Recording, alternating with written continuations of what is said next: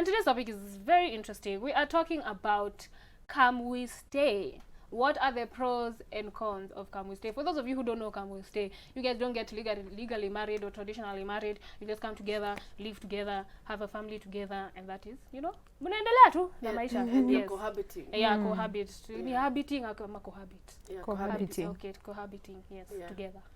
Pros and cons. But of course, there are many pros. Yeah. One, of course, you get to save a lot. I mean, Yeah. if you had budgeted for a certain thing, and maybe you're paying rent, kuna maji, kuna stima, kuna all this, and then the other person was doing that. The minute they come to live, as a family, then of course they're sharing these bills, okay? And then I can understand also, well, kuna vitu kama arguments nini. When you live with someone, you get to know who they are, because somehow when you live with a man especially, they get comfortable to shed off that wall that was up there. They're like, okay, they start being comfortable. So with time you get to learn the characters that they have. Maybe akiargue ni ule msee mwenye we ngori juu ya ngori, but as long as you guys were living separately, you'd probably never find out. But now living with this man, now you get to realize huyu naye huyu sio wa kuoa huyu. But also let me talk about the disadvantage. One, I think men get really comfortable.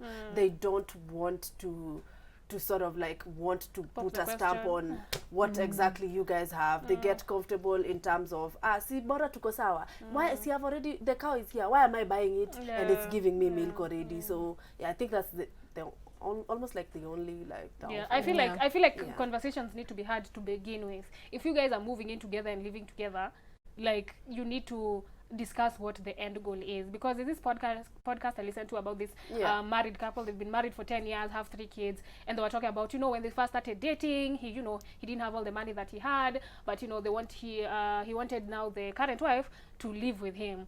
And she said, fine, but just know I'm not living with you to be your girlfriend forever. And now they're married. So if you set those kind of standards, the guy will know, there's no point of me getting comfortable. Because I feel like I'm the same way. I'll let you know, if you're living together, which I do not want to do. If you're living together before marriage, just know I'm not going to live here as your girlfriend forever. If that's the kind of person you are. There are people who live together for even 15 years, never been married, and they are good. Their families know each other, they have children, it works for them. But just have that conversation. If you're the type of person who him popping the question or him not popping the question will disturb you, just be honest and be like, I don't want to be your girlfriend forever.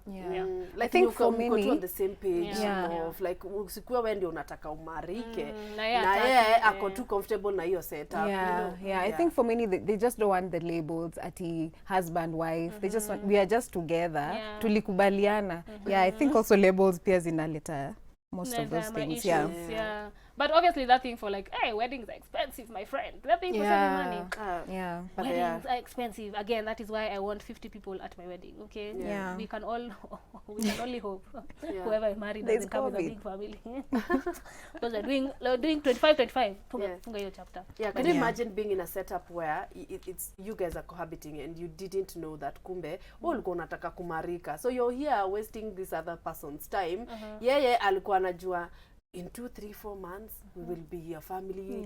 Yes, we will go to the AG and sign our documents and stuff.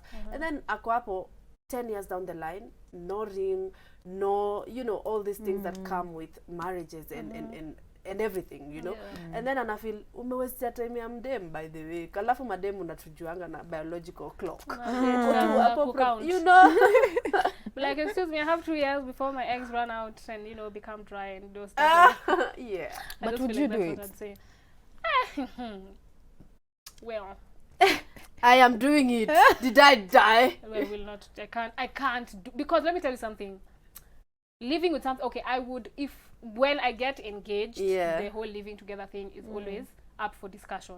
I believe, like, right before you get married, you guys need to live together, because living together is a game changer. You might think at his sleepovers, even though you sleep over at his house for 2 weeks, actually living together, going home to each other every day, that is such a big game changer, man. Like, I feel like it's something you need to do before you get married. But we are dating and then we move in together, I'm not here for it. Maybe someone might change my mind. Again, I never say never. Someone might change my mind, but I'm not here for it. Also, like, compromise. Compromise is a very huge attribute that you definitely will get challenged, especially if you're cohabiting. Let's take a case, for instance. He loves a certain genre of music that I don't, and he's blatantly just playing it in the bathroom, in the toilet, in the sitting room, and I'm there just thinking, guy, nitaishi na huyu mtu hivi. So that's the point you'll know by the compromise ni nini, and you think patience is a virtue. Ebu try living with someone amuko amupelekani na mutaratara, you will find out things you lakini pia sasa men should stop muna to engage for 4 years surely. It is not a medical degree. Kama wewe unaitaka hiyo marriage as much as lazima ikuje na kutaka. See, I think with time you'll just know. It's about time we get married. Mimi honestly me hata sionangi big deal. I promise you. I promise you it's never like a conversation like by the way tunaenda lini kwa AG. Imagine we don't. So that's what I mean. It works differently like for different people. It works for different people differently. I just feel, I don't know, I've been by myself for so long. You know, like when you get with someone like when you're younger, you know, like maybe like you and King, it was easier for you guys to transition into those stages of your lives. It was hard. Oh my God.